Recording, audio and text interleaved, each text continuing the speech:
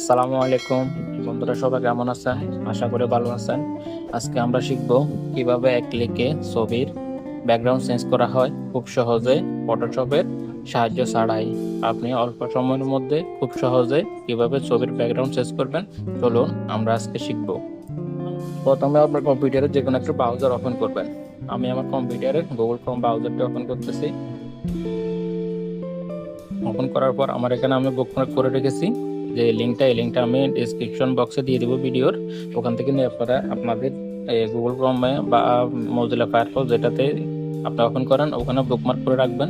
রাখলে আপনার এরকম পপআপ মেসেজ আসবে এবং ওয়েবসাইটের ভিতরে ঢুকবেন। ঢোকার পর কিন্তু এই ওয়েবসাইট কিন্তু আপনাকে সাইন ইন করে নিতে হবে। আমি আগে সাইন ইন করে নিয়েছি, তারপর আমার এটা এরকম ওপেন হয়েছে। আপনাকে সাইন ইন না করলে এটা ওপেন হবে না, আপনি এটা সাইন ইন করে নেবেন। ওয়েবসাইটের ভিতরে এখানে ব্রাউজার আছে, ব্রাউজারে আমরা ক্লিক করব। ক্লিক করার পর আমাদের ছবিটা কোথায় আছে? আমার ছবিটা ডেস্কটপে আছে। আমি ডেস্কটপ থেকে ছবিটা এখানে নিয়ে আসব। ছবিটা আপলোড দিলাম। দেখেন ছবিটা ব্যাকগ্রাউন্ডটা চেঞ্জ হয়ে যাচ্ছে। আমাদেরকে একটু অপেক্ষা করতে হবে। দেখেন ছবির ব্যাকগ্রাউন্ড চেঞ্জ হয়ে গেছে। এবার আমরা এই ছবিটা ডাউনলোড করব।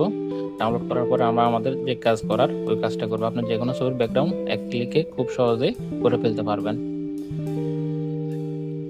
ছবিটা আমরা ওপেন করলাম।